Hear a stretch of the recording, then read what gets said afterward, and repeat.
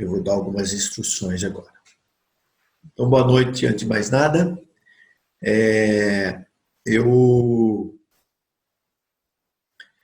Eu coloquei duas atividades, na verdade, uma delas é uma atividade que nós já tínhamos feito e uma outra atividade que são a soma das duas atividades vai dar a avaliação parcial nossa. Vai valer 4 pontos. Então, eu vou compartilhar aqui a tela do Eva para a gente ver isso. Então, para quem entrar no Eva, vai encontrar o seguinte. O link, então, com as aulas que estão no YouTube. Depois tem aqui perguntas para serem respondidas, que nós já conversamos na aula passada. Preparação para a prova. E aí tem avaliação parcial 1 e avaliação parcial 2. Então, a avaliação parcial 1, entre os dias 15 e 20 de maio, vocês terão 90 minutos para responder em 2 tentativas e a nota maior vai ser a escolhida e vale 3 pontos dessa atividade. São 10 questões, 9 são testes, múltipla escolha ou verdadeiro e falso, e 1 é dissertativo. Ok? E nesses 90 minutos, vocês podem fazer 2 tentativas, responder a mesma prova, a mesma avaliação, e a maior nota vai ser a que vai ser considerada. Ok? A avaliação parcial 2, também entre o dia 15 e dia 20, então, dia 20 até as 23h55, vocês podem fazer a atividade. 23h55 do dia 20, fecha a atividade, quem não fez perde a nota. Tudo bem? Então, tem 5 dias para fazer, e a hora que vocês entrarem na atividade, a hora do dia 15, ela é aberta. A hora que vocês entrarem, vai ter um contador de tempo na lateral direita em cima, assim, em que você vai ver quanto tempo você tem pela frente. E a soma das 2 tentativas é 90 minutos, porque é uma provinha que dá para fazer facilmente em 30 minutos. Certo? Então, vocês podem fazer a primeira vez e depois fazer de novo. Né? Ok. A segunda avaliação é uma que nós já fizemos, só que agora, oficialmente, a gente vai repetir ela dentro do EVA. O que é isso? Aquela primeira atividade que nós demos, de desenhar o esquema da visão geral do marketing, né? Só que agora vocês vão pegar esse desenho, escanear o desenho, carregar no EVA, e depois tem lá um local para vocês escreverem uma dissertação que vocês já devem ter feito para aquela primeira atividade, né? Em que vocês vão ter que digitar lá no campo do EVA, certo? Explicando o esquema da visão geral de marketing. E essa atividade vai valer 1 ponto, ok? E o prazo, então, é 20 de maio, ok? Temos aí 6 dias pela frente para vocês estudarem e fazerem essa atividade. Quem fizer logo no dia 15, 16, já vai poder dar uma revisada no caderno aí e tal, e fazer de novo. A soma do tempo é aquele que eu falei de 90 minutos. Já nessa outra atividade, é uma tentativa só e tem 30 minutos para fazer. Então, já tem que estar com tudo pronto. Quando entrar lá, faz o upload do arquivo e digita lá a dissertação sobre o esquema. Ok? Eu estou vendo como é que vai ser a avaliação final. Talvez eu faça algum trabalho valendo algum ponto e algumas perguntas valendo uma parte também dos 6 pontos aí, tá? Mas ainda não defini, certo? Alguém tem dúvida em relação a isso aqui? Professor, o senhor pode repetir, por favor, a questão da Peraí que eu acho que atividade eu estou parcial sem 1? som no meu computador. Estava mesmo. Pode falar, Professor, Larissa. Sim. no caso eu entrei agora, aí no caso eu não ouvi, na verdade, como é que vai funcionar a atividade parcial 1, aquela que vale, que são 90 minutos. Você pode explicar, por favor, de novo? Então, a partir do dia 15, você vai entrar, vai clicar na avaliação, vai abrir uma questão, você vai ter lá que responder. À medida que você vai respondendo, vai entrando outra questão, e são 10 no total. Quando você terminar, você clica em enviar. E você vê o tempo que você levou. Se você achar que foi bem, porque a nota só vai sair depois do dia 20, quando terminar tudo. Então, você não vai saber a nota, mas você vai saber o que você fez. Então, você pode entrar de novo e fazer uma segunda tentativa e eu vou pegar a maior entre as duas notas que você vai ter na avaliação. Vale 3 pontos essa provinha aí, uma provinha parcial, e vai valer, então, 3 pontos. Tá certo? E a outra é entrar a partir do dia 15, entrar com o upload de um arquivo, que é a foto, a cópia daquele esquema que eu dei, que vocês fizeram e tal, entrar com aquilo e vai ter um local para você colocar o texto explicando aquilo lá. Então, vai ficar registrado no EVA aquilo que eu já pedi antes que vocês mandaram via e-mail. Tá? Então, praticamente, é repetir aquela atividade e vai valer 1 ponto, de acordo com a qualidade, é claro, que vocês apresentarem ali na avaliação. Tudo bem? Entendeu, Larissa, que perguntou? Tudo bem, professor, obrigada. Professor, Sim, Rebeca? a única dúvida que eu estou em relação à avaliação parcial 1 é em questão do horário. É 90 minutos as duas tentativas juntas, né? Mas nós, alunos, que vamos cronometrar o horário ou o aplicativo, ele marca o horário? Eu não entendi. A hora que você entra no EVA, numa avaliação, ele abre o horário do lado direito e fica contando lá quanto tempo você está levando. Tudo bem? Aí você, vamos supor, gastou 40 minutos, mas fez a primeira avaliação. Foi a primeira vez que você fez 40 minutos. Você tem ainda 50 minutos para fazer de novo. Você pode dar uma relida na matéria e voltar e fazer de novo. Entendeu? A soma do tempo da execução das duas tarefas é 90%, 90 minutos. Entendi, tá bom então. Obrigada. O sistema controla. Deu os 90 minutos, ele fecha e você deveria ter enviado. Então, tomem cuidado de enviar as respostas, né, dentro do tempo estabelecido. Ok? É uma experiência nova para mim também, né? Preparar prova por esse sistema.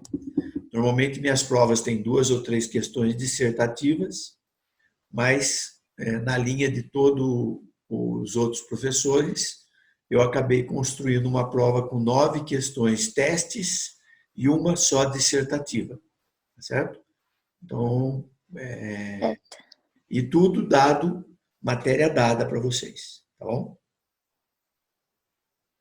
Tranquilo? Professor, eu tenho uma dúvida também. Sim, Vitor. Sobre a segunda atividade, pensando em casa, eu posso tirar uma foto e mandar? Dá para ser por foto, em vez de escanear a imagem? Pode, porque a foto você tira e ela é JPEG, né? Agora, existe hoje os apps gratuitos em que você escaneia com o celular, tá? Tem o S6 Tudo bem, Scanner. pode ser pelo celular mesmo. Pode. Você fez o Tudo bem. esquema, bateu a foto, escaneou, né, que tem uns scannerzinhos, você faz o upload disso lá no EVA, tem um tamanho de arquivo limite. Precisa tomar cuidado com isso. E depois, já tendo o texto, até porque eu já pedi isso no primeiro dia de aula, vocês entram lá e digitam esse texto nesses 30 minutos que tem para isso. Tudo bem? Professor, tem que ser a gente tipo, desenhar o esquema ou eu poderia, por exemplo, fazer o esquema pelo Photoshop ou qualquer outra Pode coisa? fazer pelo Photoshop do jeito que vocês quiserem. A ideia é vocês colocarem a mão na massa e fazer o esquema, porque a hora que você faz, você lembra depois. Tanto que no texto, Sim. vocês têm que digitar o texto. Não dá para fazer copy-paste, tá? Tem que digitar o texto, tá bom? Aham. Ok, Tranquilo? Então, a tranquilo. partir do dia 15 ele libera, vocês têm até dia 20 às 23h55 para fazer. Ok? Para aqueles que são mais espertos, tem alguns truquezinhos que fazem com que quem tentar burlar aí, fazer prova junto e tal, vai ter algumas dificuldades e vai ter alguns cruzamentos de respostas para verificar se teve gente fazendo junto. Tá bem? É bem na linha do respeito e da consciência de cada um. Ok? Professor, de novo, uma dúvida. Na questão da atividade parcial 1, então são 9 questões de alternativa e uma dissertativa ou não? Todas têm que escrever mesmo? Não, já falei. 9, teste e uma dissertativa. Ok? Foi isso que eu falei. Certo, Larissa? Certo, professor. Obrigada. Tá bom. Ok. Vitor e Lohane, precisa repassar para os outros essa informação, quem não estiver fazendo aula, né? Porque vai ser a nota parcial, vai ser dada por essas duas atividades. Então, quem não estiver fazendo as aulas aqui online, porque está com problema com o computador e tal, tem que dar um jeitinho e assistir os vídeos lá das aulas e entre 15 e 20 responder essas duas atividades. Ok?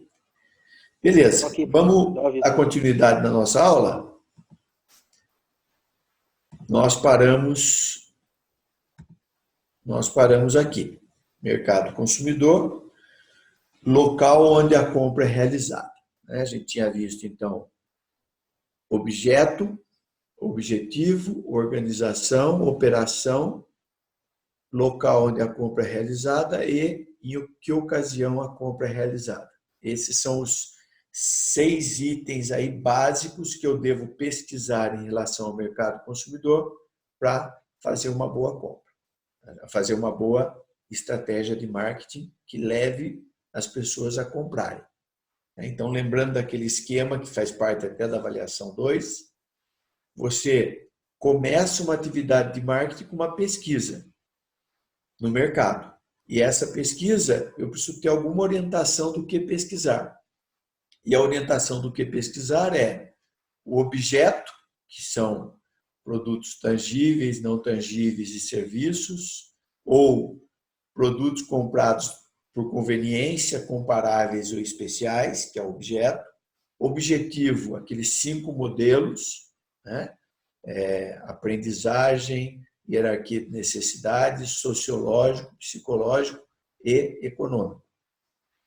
Onde, a organização de compra é quem participa do processo de compra, a unidade familiar. Depois, a operação de compra, como é que a pessoa parte da necessidade e chega até o produto comprado. Em que ocasião esse produto é comprado e em que local. Essas informações vão ajudar na hora de desenvolver o produto e definir as características de preço, distribuição e comunicação com o mercado para mostrar para o mercado que você tem um produto adequado para satisfazer a necessidade dele. Se esse trabalho for bem feito, o mercado vai comprar o produto e pagar por ele. E é isso que faz o movimento econômico aí, que faz as empresas serem sobrevivam, né, no mercado competitivo, como é o mercado em geral. Tá? Comportamento do consumidor, nós antecipamos por uma questão de necessidade desse tópico anterior, a hierarquia de necessidade do Maslow e as necessidades coexistentes, na verdade, do Maslow, que mudam de acordo com o estágio do ciclo de vida pessoal de cada indivíduo. Então, já vimos isso. Continuando, quando eu falo em mercado consumidor, eu tenho que falar alguma coisa sobre comportamento do consumidor. Porque lembra, o mercado consumidor é o maior, é heterogêneo, é revestido de decisões de compra subjetivas e irracionais, né? O que diferencia eu precisar comprar, sempre dou o exemplo, de uma calça para trabalhar, e eu poderia comprar uma calça jeans sem marca no mercado municipal por R$50 ou menos, e por influências de outros aspectos sociais, emocionais, psicológicos e assim por diante, eu acabo comprando uma calça por muito mais caro do que os R$50, né? 1.500, 2.000, porque ela tem lá todo um significado de marca, de valor subjetivo que me faz pagar para ficar fazendo parte de um grupo, muitas vezes, ou para me sentir satisfeito de poder ter um produto que outras pessoas não têm acesso. Certo? Então, o mercado, o comportamento do consumidor requer um pouco mais de avaliação. Então, é preciso estudar o comportamento do consumidor para alcançar vantagem competitiva. Por isso que muitas empresas de comunicação, de marketing, acabam contratando psicólogos para trabalhar. Porque nas pesquisas, na avaliação dos clientes, do público-alvo de uma determinada empresa, muitas vezes a análise psicológica da pessoa ajuda a identificar o que leva as pessoas a tomar decisão de comprar um produto ou um outro produto. Então, modelo de estímulo e resposta do consumidor. Então, eu tenho o estímulo de marketing, vai levar a influências, que vai levar à decisão de compra por um produto ou serviço em detrimento dos outros produtos e serviços. E os fatores que influenciam nesse processo são fatores culturais, sociais, pessoais, psicológicos. E isso aqui explica aqueles 5 modelos que nós vimos, né? Que explica o objetivo de compra do mercado consumidor. Fatores culturais. Cultura, valores, percepções, comportamento influencia no comportamento do consumidor. Subcultura, a nacionalidade de uma pessoa, a religião dela, o grupo racial que ela faz parte, a região geográfica onde ela habita ou nasceu, influenciam as preferências das pessoas. Então, olha só, tanto fatores culturais, que são os nossos valores, nossas percepções e comportamento, como subculturas, que têm a ver muito com aspectos demográficos que envolvem a nossa vida, influenciam na tomada de decisão. Fatores sociais, grupo de referência, influenciam direta ou indiretamente. Então, aquele grupo que você olha e fala assim, poxa, eu quero atingir o sucesso para fazer parte desse grupo aqui, porque eu me vejo nele. Eu desejo fazer parte desse grupo. Então, esse desejo de estar incluído naquele grupo de referência me leva a tomar decisões. Os grupos primários, a família, os amigos e a escola nos influenciam constantemente, né, no nosso hábito de compra e nos nossos desejos. Os secundários, minha profissão, vocês são relações públicas e jornalistas, vocês vão conviver com um público que tem características específicas e que vai acabar influenciando sociologicamente nas suas decisões. Religião. A religião que eu sigo, a religião que eu acredito, né, vai influenciar no meu estilo de vida e naquilo que eu vou valorizar na hora de comprar ou não.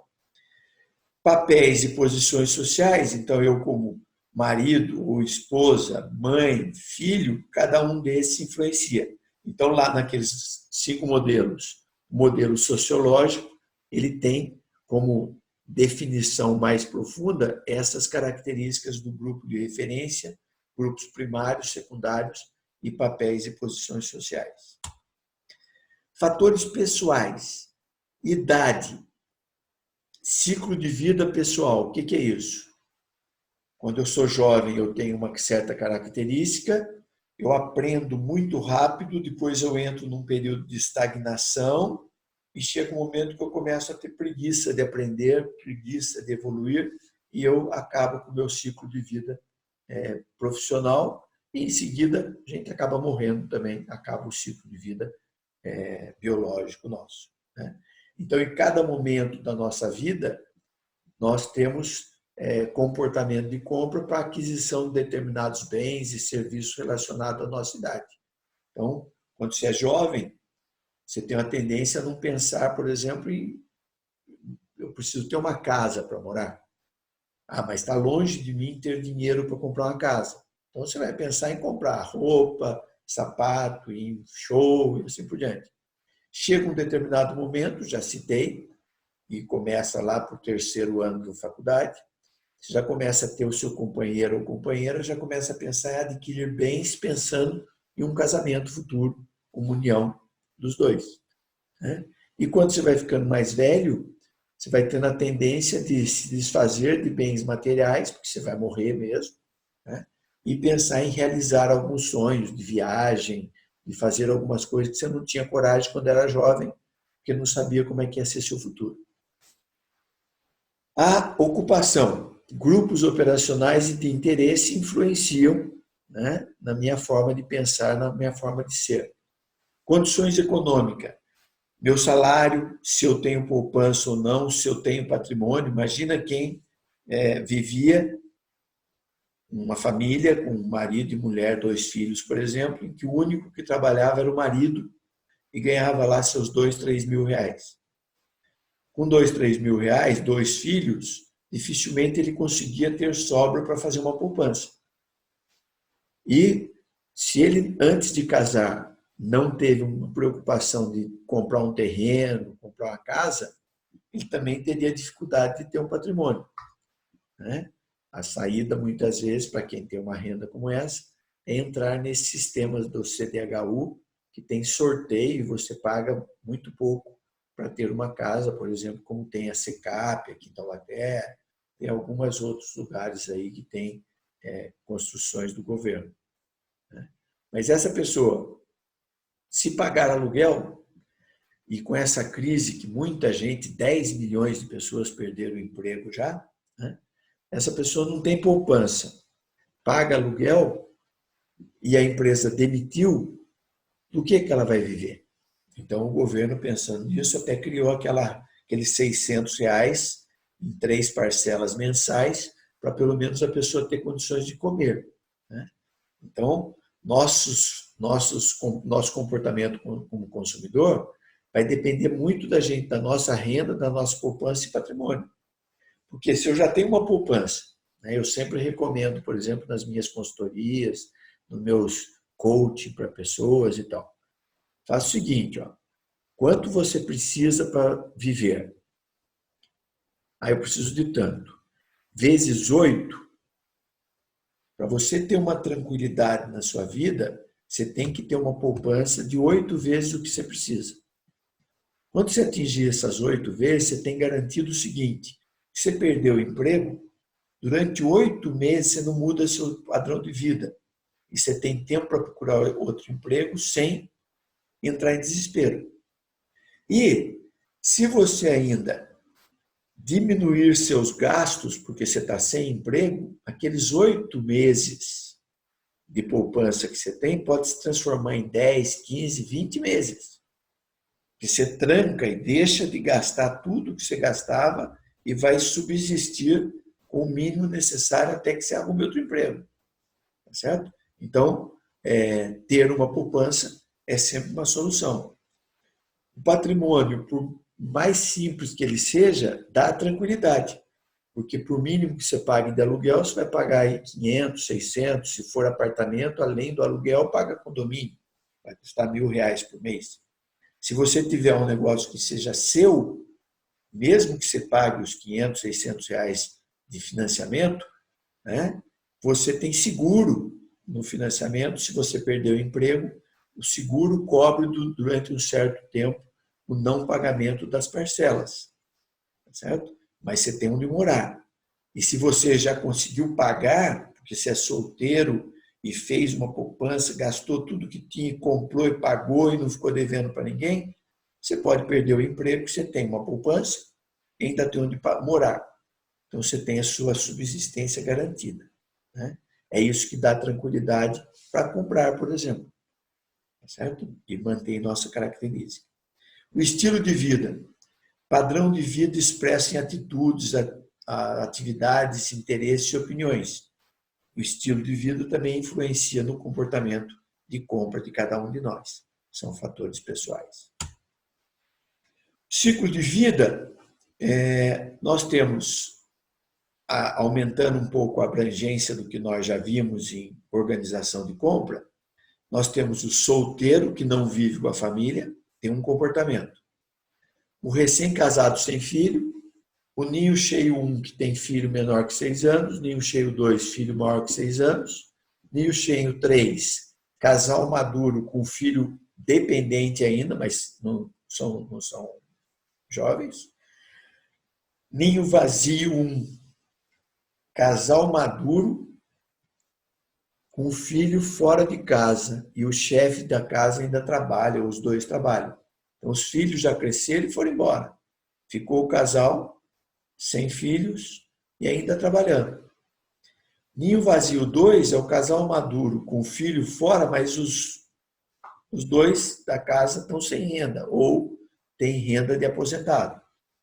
E o sobrevivente solitário que trabalha, então um dos dois morreu, o outro sobrou, mas continua trabalhando.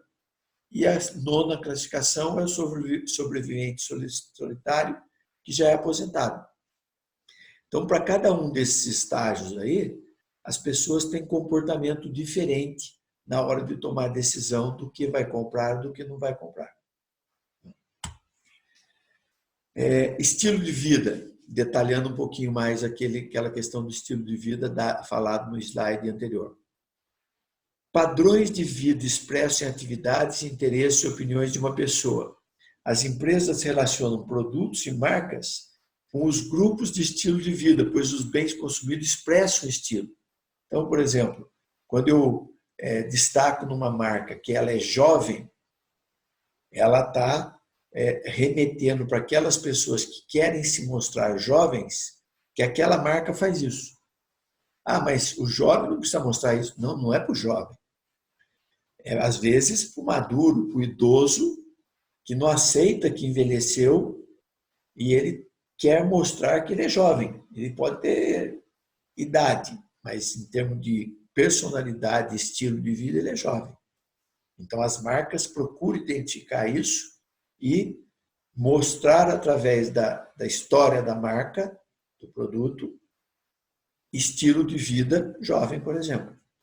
Estilo de vida descolado, estilo de vida esportivo, estilo de vida natural, naturalista, pessoal que é vegetariano, vegano, essas coisas. Né? Então, tem todos os estilos que acabam influenciando no comportamento de compra das pessoas. Esse modelo VALS é de valores e estilo de vida. O que ele faz? Ele cruza dados sobre autorrealização, nossa autorrealização, e recursos, quanto nós temos de dinheiro. Né? Então, o que me autorrealiza e quanto dinheiro eu tenho disponível. Isso está baseado em princípios como como o mundo é, como deveria ser. Então, é muito pessoal, né, muito intrínseco a cada pessoa, eu olho o mundo de que jeito e como eu acho que o mundo deveria ser. Isso me leva a ter comportamento de compra diferenciado. Status. O que as pessoas acham de mim? Então, eu vou ter ações, vou ter comportamento de compra preocupado em como eu sou visto perante as outras pessoas. Como é que é meu nível percebido pelas pessoas, meu nível social, minha classe social. Ações, desejos de atividades, variedades e risco. Então, quando eu desejo alguma coisa, quando eu quero ter variedade, quando eu assumo riscos e tal, eu também sou influenciado no meu comportamento como consumidor. Detalhando o VALS, eu tenho 9 classificações. Primeiro, sobreviventes. São aqueles que vivem para comer, para sobreviver. Batalhadores. Lutam para sair da pobreza. Então, é aquele que vê no trabalho a possibilidade de não passar fome, ter onde morar. Então, ele trabalha com afinco para mudar a realidade social dele. Proprietários são conservadores e indispostos a novas experiências. Então, por exemplo, aquelas famílias tradicionais que têm patrimônio, que passa de pai para filho, esse pessoal não quer experimentar novas experiências. Eles vivem de forma conservadora, né, mantendo o status quo, o status atual. Os imitadores, aqueles que desejam copiar as outras pessoas porque querem ser comparado com elas. Então, eu quero comprar aquela roupa lá. Por quê? Você gosta? Não, mas ela é importante, porque tal pessoa é importante e ela usa. Certo? Realizadores são líderes que fazem acontecer. Esses são aqueles que definem moda, por exemplo. Né? Eles são tão fortes, são tão destacados, que eles têm um comportamento de compra que acabam fazendo moda. Né? Ele vai, descobre um fornecedor qualquer, começa a comprar dele, começa a fazer tanto sucesso que, de repente, aquilo que era inexistente vira moda, porque o realizador, o líder, fez acontecer aquilo. Os egoístas são voltados para si e para o sucesso, o seu sucesso. Então, ele está olhando para ele, né? Egoísta é uma coisa intrínseca da pessoa, então ele vai tomar decisões de compra sempre voltado, o comportamento de compra dele está voltado para ele mesmo, para o sucesso pessoal dele. Os experimentadores são aqueles que estão numa situação confortável e que permite que experimente outros itens, outras novidades. Se gostar, beleza. Se não gostar, ele descarta, porque ele tem uma condição que permite ele ser um experimentador. Não dá para você falar assim, o sobrevivente pode vir a ser um experimentador? Se ele primeiro passar por ser um batalhador e vencer a luta da pobreza, aí ele pode virar um realizador, pode virar um egoísta, pode até virar um experimentador. Mas, primeiro, ele vai ter que vencer algumas barreiras, porque naquele momento ele está pensando em como é que ele vai comer para sobreviver até amanhã. 8. Socialmente conscientes. Então, é aquele o comportamento dele de compra tem a ver com a consciência ambiental, social, da saúde, né, orgânica e tal.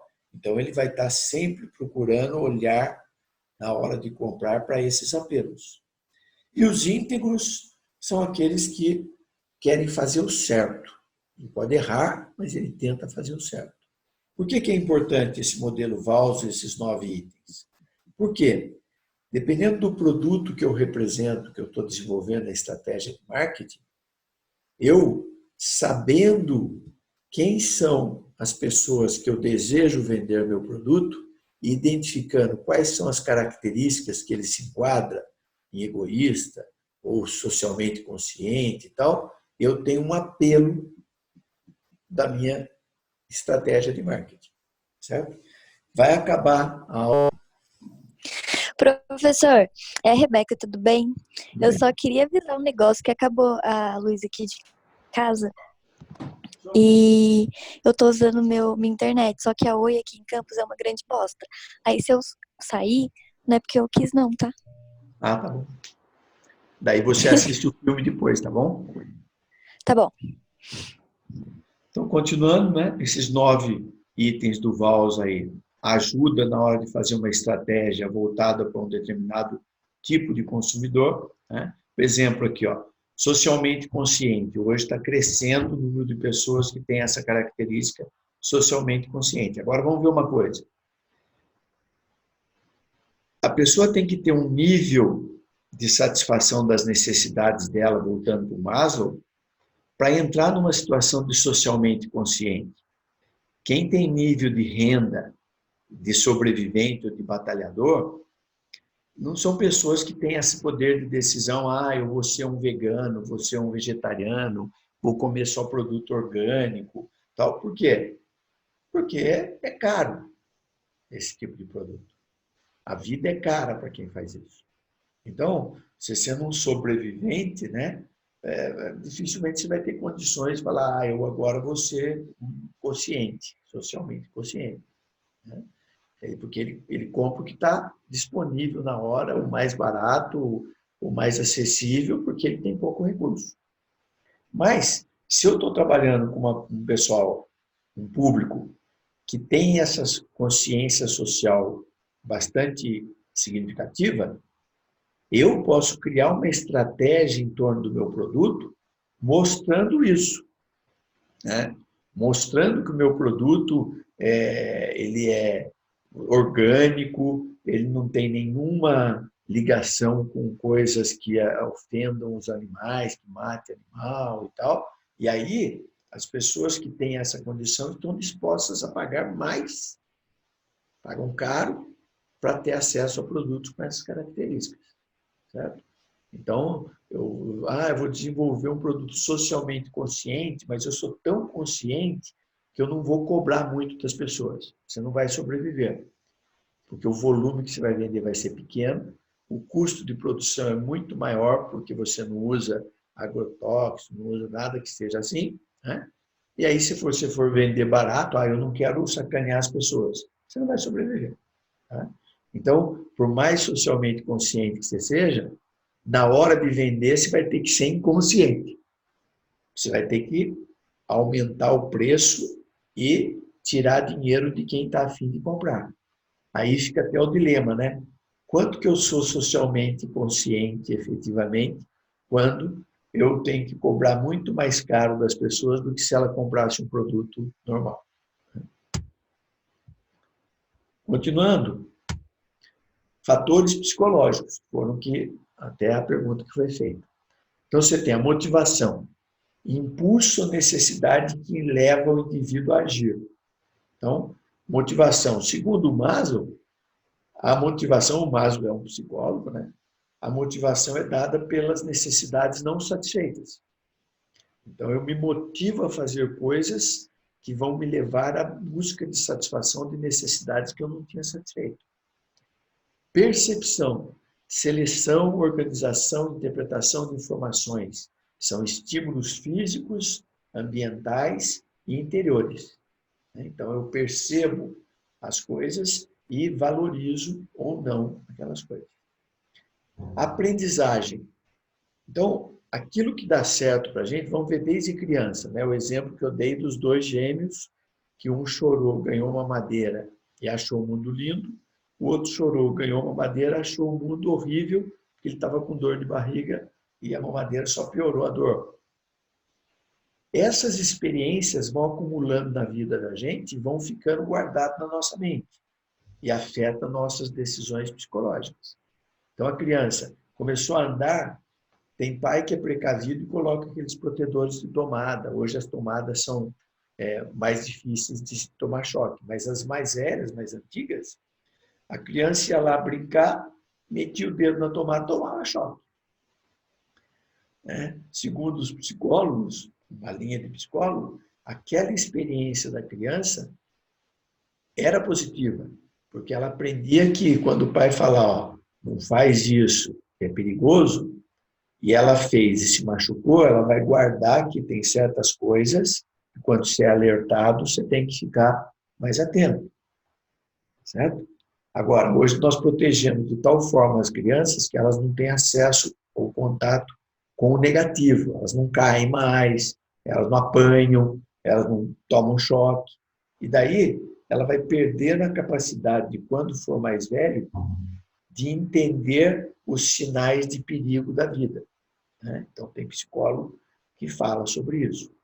Certo? Crenças, pensamentos descritivos baseados no conhecimento, opinião e fé. Isso afeta a nossa cabeça. Desde criança, quem é da religião católica, por exemplo, aprende a, se você tomar um tapa, dê a outra face. Se você tem esse problema, porque Deus quis assim. Se você nasceu numa família pobre, você tem que se conscientizar que foi o destino, foi Deus que definiu. Não fique revoltado porque você é pobre e o rico do lado come, se esbalda e você... Não, a religião fala que você tem que aceitar isso. Certo? Agora, se essa religião está certa ou errada, aí é uma discussão complexa, porque tem mais de 1000 religiões. Se uma delas for certa, imagine que tem 999 religiões que são erradas. Então, é difícil a questão religiosa, as crenças, porque tem essa coisa do que é certo, do que é errado, o que é bom, o que é ruim. Certo? À medida que a gente evolui culturalmente, informação, vai mais para o lado científico, nós ficamos menos afeitos a aspectos religiosos, porque a gente começa a questionar algumas verdades que acontecem dentro da religião, certo? Então, apesar de eu mesmo vir de uma formação católica e tal, você começa a pôr em dúvida determinadas colocações que são feitas. Até digo que a religião, ela é um exemplo mercadológico sensacional. Você imagina que você é criado com o pensamento de que, se você fizer tudo certo em vida, você vai ser aceito no reino dos céus, Deus, depois que você morrer. Então, ele está vendendo uma ideia extremamente abstrata, porque você não tem certeza do que vai acontecer depois que você morre, e você é regrado na sua vida biológica por diversos preceitos, pensando que você pode ser punido ou não depois da vida. Certo? Então, imagina, eu estou vendendo, entre aspas, um produto abstrato, eu chego e falo assim, ó, se você pagar isso, fizer isso, não fizer isso, fizer isso, fizer isso, eu vou te dar tal coisa. E você vive a sua vida em torno daquilo, acreditando naquela verdade. Certo? Então, a crença influencia enormemente nossas decisões de compra por aspectos psicológicos que vão sendo marcados na nossa vida. Atitudes. Tendências de ação em relação a objetos e ideias. Estabelece padrões conscientes e difíceis de mudar. Então, aquilo que nós fizemos e que deu certo, que me deu satisfação, vai ficando guardado na minha cabeça, e aí, sem eu perceber, eu tomo determinadas decisões, sem saber que eu estou sendo influenciado por atitudes do passado que deram certo, que estavam guardadas na minha cabeça. Nós temos um monte de experiências anteriores, positivas, negativas e tal, que se somam e a gente nem sabe mais, nem lembra daquilo, mas que vai influenciar nas nossas atitudes. Continuando aí, processo perceptivo. Então, olha só, influencia nosso comportamento, nosso processo perceptivo. E isso tem a ver com a nossa capacidade de enxergar em torno. Então, as pessoas, quanto mais simples elas são, quanto menos elas estudam, quanto menos elas são provocadas a raciocinar, a enxergar o todo, elas são menos seletivas. Elas olham só para aquilo e não sabem interpretar o que está em volta daquilo. Essa é a diferença que a educação traz para as pessoas. Essa atenção seletiva. Ninguém pode atender a todos os estímulos. Então, eu vou ser influenciado por alguns dos estímulos que tem à minha volta. Mas, por exemplo, se a gente sair em grupo, né, e depois sentarmos, todos andarmos juntos pelo mesmo caminho, falar assim, ó, escreve o que você viu. E cada um escreve num papel o que viu durante o caminho. Aí você escreve e coloca no quadro assim o que cada um viu. E a gente vai chegar à conclusão que as pessoas veem as coisas totalmente diferentes no mesmo ambiente. Um que é mais racional vai olhar para o formato dos prédios, as cores e tal. Outros, já mais negativos, vai olhar para a poluição. Ou seja, cada um olha com seus olhos. Porque cada um tem uma atenção voltada para os seus próprios valores.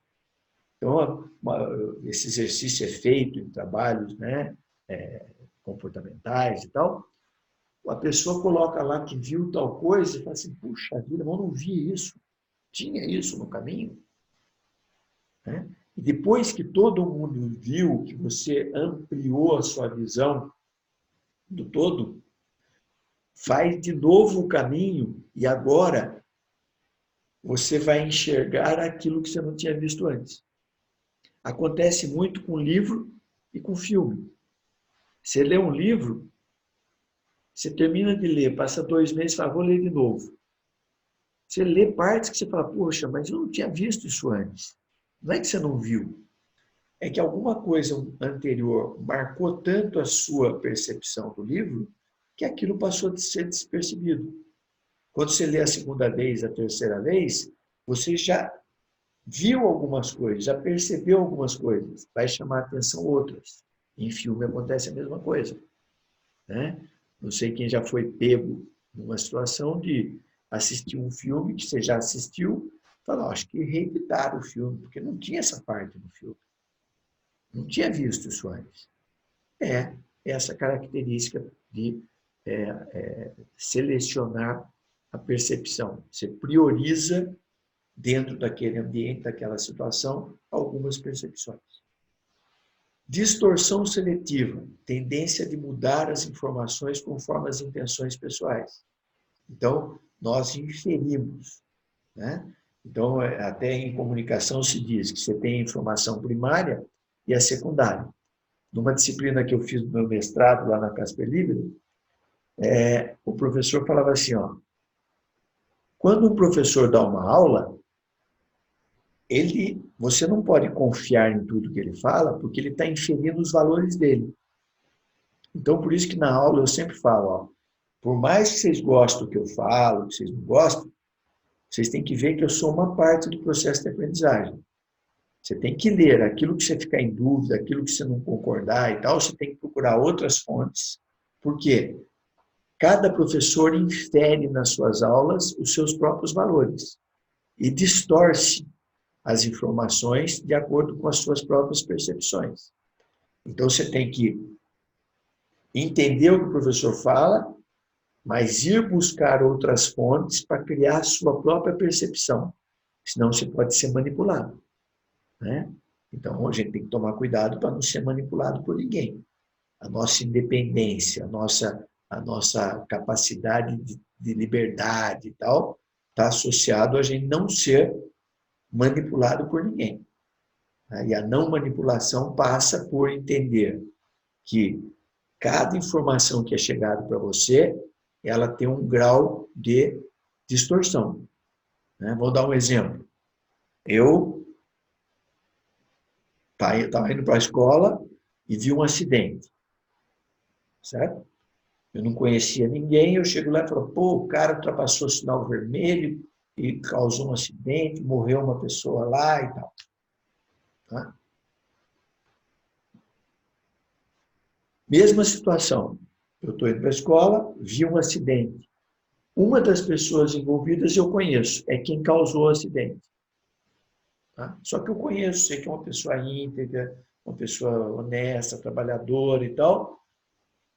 Da hora que eu for comentar com vocês, eu vou comentar com muito mais complacência. Ó, teve algum problema com o cara, o sinal falhou, não viu, distraiu e acabou atravessando o sinal vermelho e causou um acidente. Eu não culpei a pessoa, porque eu conheço, então eu sou complacente. Do outro lado, poxa, o sinal, mesma situação, o sinal ali daquele semáforo está com defeito, ele está apagando o verde e já mudando para vermelho e abrindo o verde em seguida, tudo automático. E um cara estava já no meio do caminho, passou e causou um acidente. Quem estava no outro carro que estava certo, eu conhecia. Eu vou apresentar no seguinte sentido, não vou nem me preocupar que o semáforo tinha problema. O meu amigo sofreu um acidente, está machucado ou morreu por causa de um outro que foi atabalhoado. Então, eu vou trazer a informação distorcida. E nós fazemos isso constantemente. Certo? Retenção seletiva. A gente apreende é de guardar, né, aquilo que reforça nossas crenças. Então, quando você faz até a atenção seletiva no livro, no filme, é porque aquilo que vai ao encontro do como você pensa, você retém, você dá mais valor, né? Então, a retenção seletiva é isso. Eu, às vezes, perco de enxergar um monte de coisa à minha volta porque eu estou reforçando as minhas crenças, pegando só aquilo que me interessa em tudo que aparece. Papéis no processo de decisão. Então, isso aqui é dentro lá do processo de compra, né? Nós vimos que é a organização, a operação de compra, que é o iniciador que sugere a ideia, o influenciador que influencia na decisão, né? Por exemplo, a mãe e o pai podem influenciar numa decisão, numa ideia que você tem de fazer faculdade, de viajar, fazer alguma coisa. Tem o decisor, que vai decidir o que, onde, quando e como será feita a compra. O comprador, que é aquele que vai na mão na massa lá e compra efetivamente. E o usuário, que é a pessoa que consome ou usa o produto. Então, no processo de decisão de compra, tem esses papéis aí que a gente tem que estar analisando. Muitas vezes, por exemplo, num colégio, o pessoal até do 5º semestre está fazendo um trabalho para o colégio da Unital. Num colégio, quem que decide em que colégio vai estudar? Você pode ter o desejo de estudar no ano, no colégio da Unital, no SAAD, no Objetivo, sei lá. Você sugeriu a ideia. Aí seu pai e sua mãe vão influenciar e tal, mas alguém vai tomar a decisão. E a decisão vai passar por aspectos econômicos, sociológicos, um monte de aspectos dentro daqueles modelos que nós vimos de compra.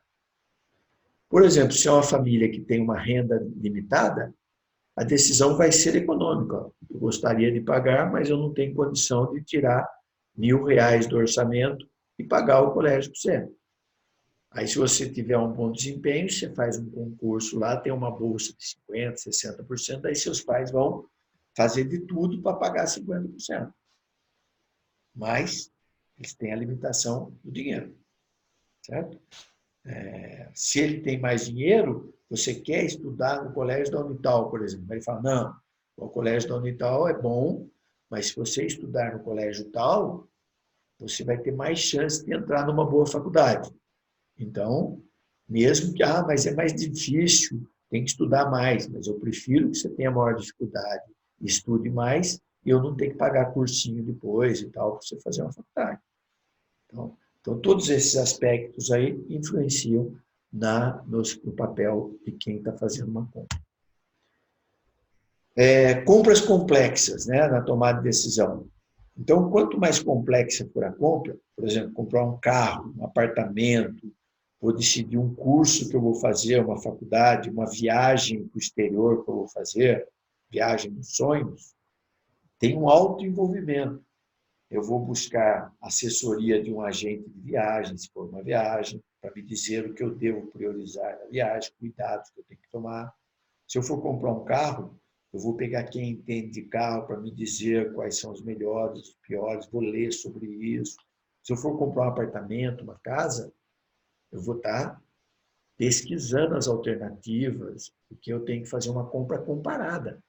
É um item caro, é um item complexo.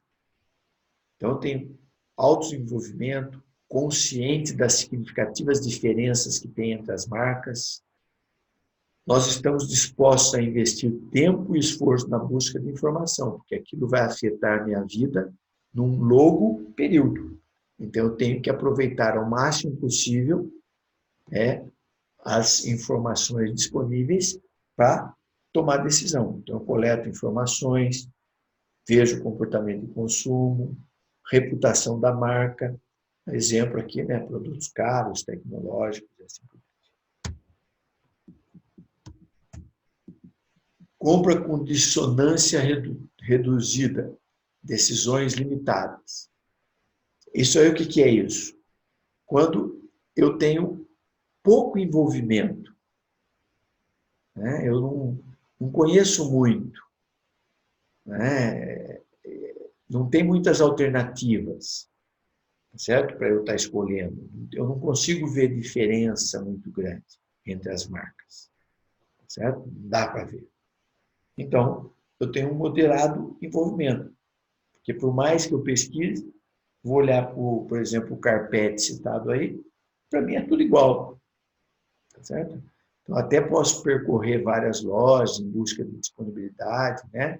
Para ver preço e conveniência, prazo, entrega rápida, o preço e tal, mas não faço muito mais do que isso, certo? Porque eu vou investir pouco tempo, porque por mais informações que eu tenha, eu não vou conseguir aumentar a minha certeza do que eu estou comprando. E, por outro lado, também não é um item que vai impactar financeiramente na minha vida para o resto da vida. Se eu tiver a condição de pagar lá em 2, 3, 4, 5 vezes, acabei de pagar, acabou, né? Eu vou ficar 30 meses, 20 anos pagando comprar uma casa, por exemplo. Compra habitual, esses itens 1, 2, 3 aqui tem a ver com aquela compra comparável, compra por conveniência, assim por diante, né? Então, compra habitual, decisões de rotina.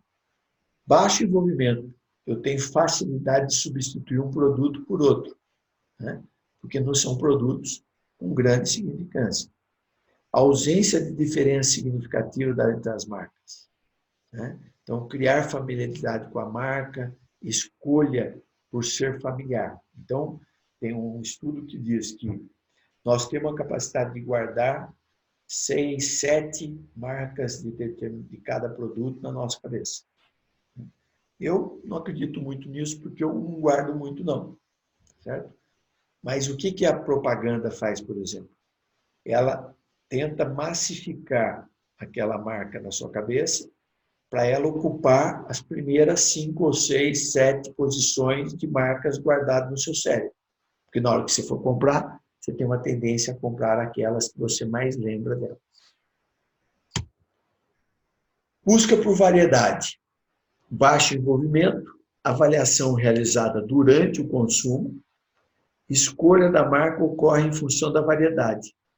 Então, esse comportamento de marketing aí, ele é de encorajar o comportamento já utilizado. Então, eu fui num restaurante, gostei, eu volto.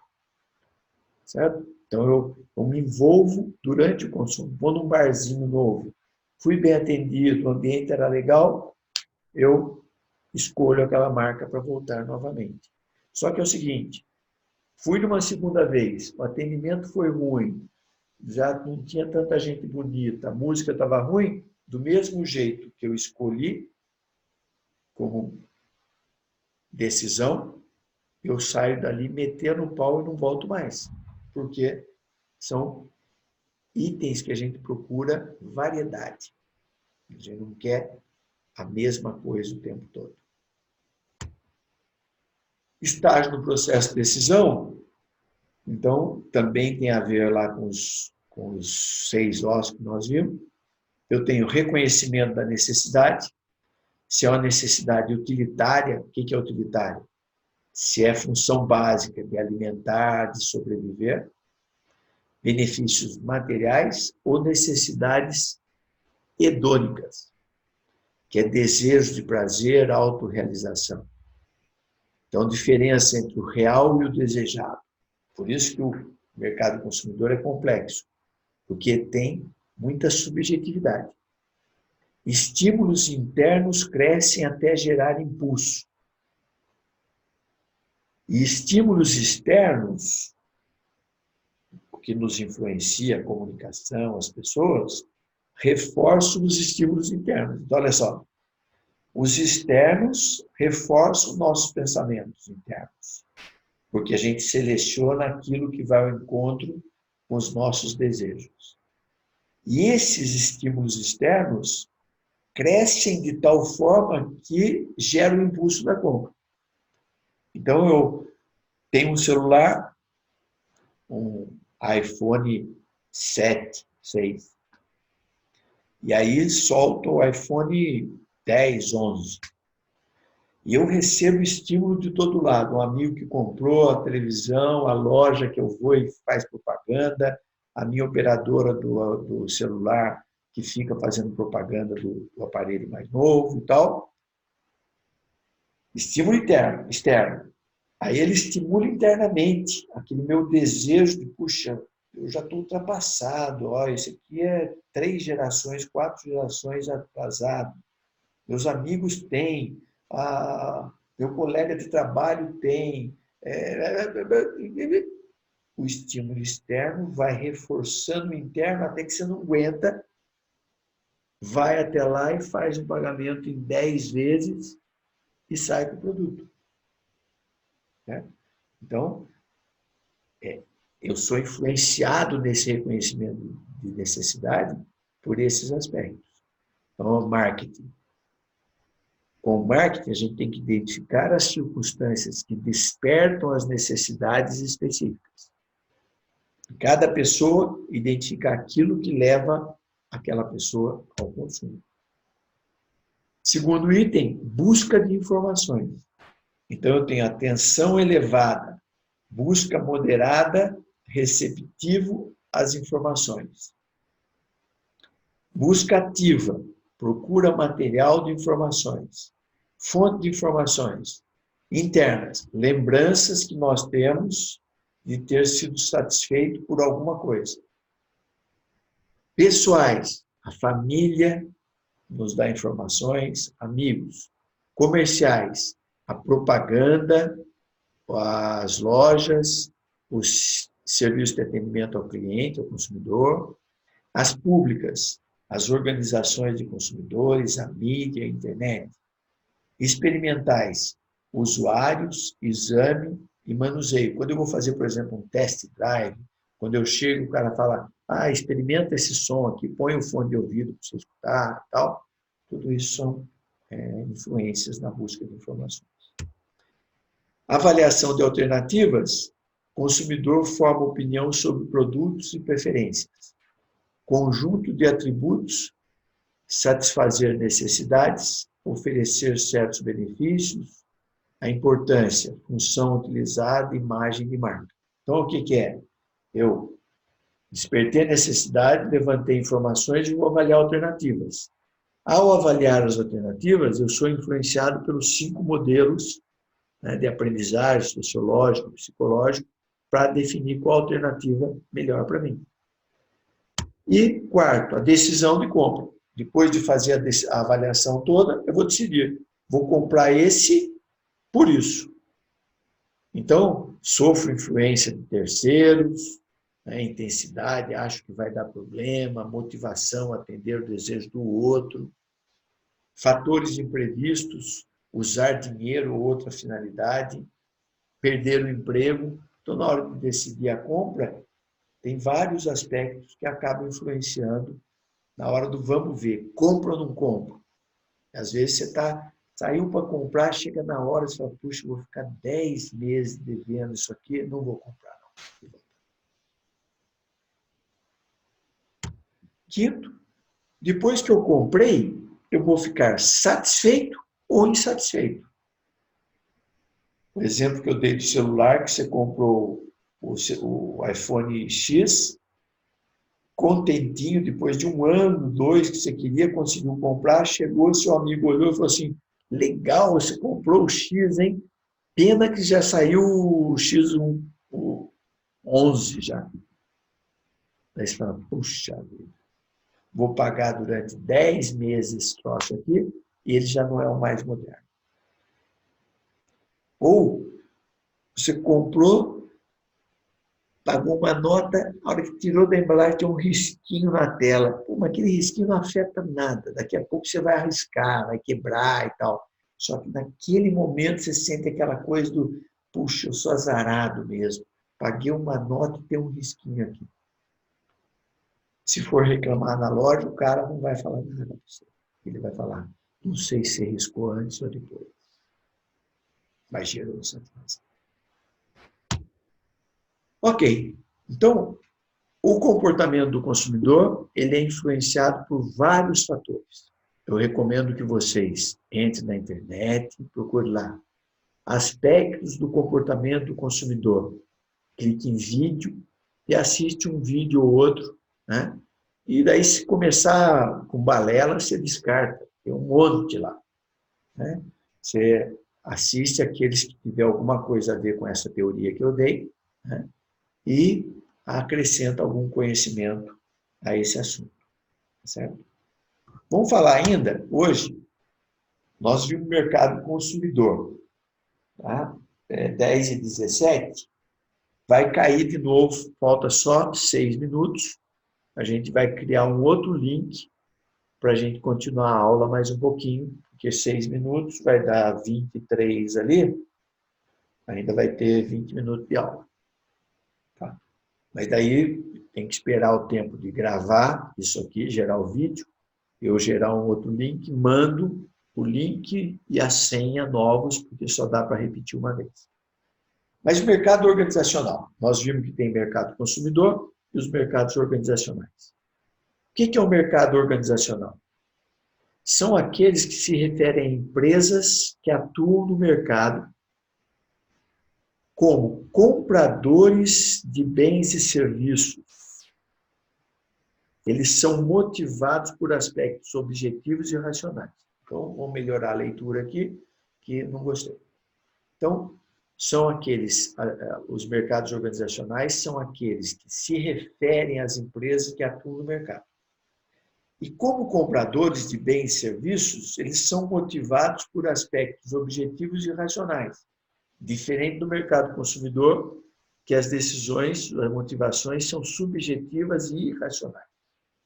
A motivação dos mercados organizacionais é de compra, a motivação de compra é gerar lucro. Ele não está comprando para uso pessoal, ele está comprando para transformar em outro produto, ele está querendo ganhar dinheiro com aquela compra. Quando alguém for contratar o serviço com relações públicas, você tem que encarar que ele não está contratando o seu serviço porque isso é bonito, porque isso é bonzinho. É porque ele acha que você vai melhorar o desempenho da empresa dele e ele vai ganhar mais dinheiro com você. A hora que o cara olhar e falar assim, pô, estou pagando para esse funcionário, o que ele agrega no meu serviço? Se ele achar que você não agrega nada, ele manda você embora. Né? A empresa jornalística contratou o jornalista.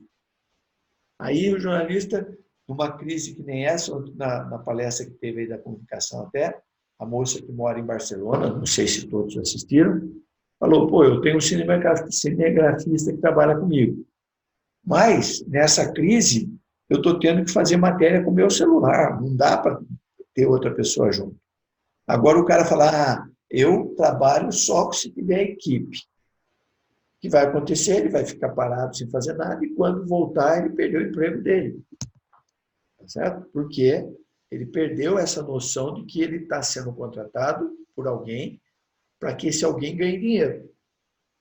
O jornal que você trabalha, a emissora de TV, a rádio que você trabalha, contrata o seu serviço para ele conseguir vender o produto dele com melhor qualidade e ganhar dinheiro, ter lucro e satisfazer os desejos dos donos da empresa. Assim como nós vendemos nosso serviço, tá certo? Pelo maior preço possível, para que o dinheiro que a gente receba dê para a gente pagar nossas contas e ter uma vida legal.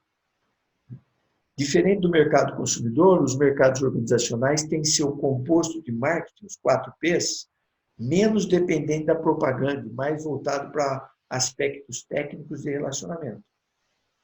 Eles são subdivididos em mercado produtor, revendedor e governamental. Aqui, podia ter colocado na outra página. Tá, bobiei. Isso. Então, olha só. Os 4 Ps que a gente tem visto aí, né?